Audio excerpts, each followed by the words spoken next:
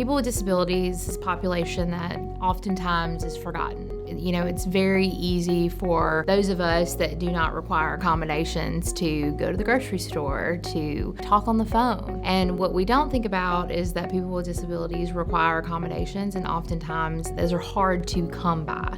You know, like I said, disability touches a lot of people, and even if you haven't been impacted at this point in your life, that's not to say you won't. So I think learning about disability rights and being engaged is really important. About a quarter of people at some point in their life will have a disability. When you look at mental health statistics, that's 1 in 5 people that might have a mental health crisis at some point in their life. You know, even if you haven't had a disability or been touched by it in your family or friends, that's not to say that one day you won't. And so we want to make sure that people know their rights and protect their rights. We want to be their voice because not many people with disabilities have a way to speak their voice and to speak what's happening to them. So it's very important that we're here.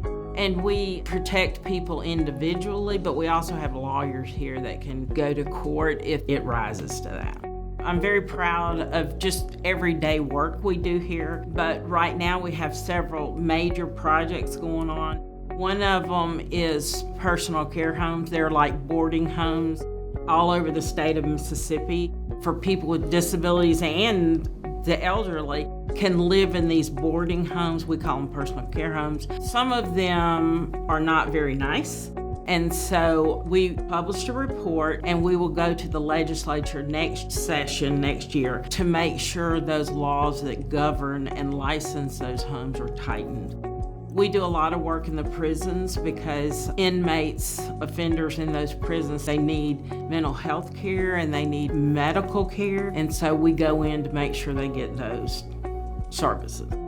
And I think those are two issues that maybe the general public doesn't think about or realize how dire the situation is. You know, in these unlicensed personal care homes, there's really no safety or regulations to protect people.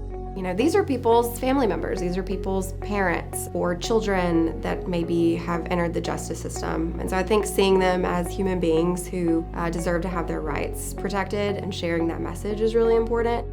Hearing some of the day-to-day work that my colleagues do is always really inspiring, even if it's maybe a small case on our end. You know, maybe it only takes a couple of hours or sending a letter or making a phone call.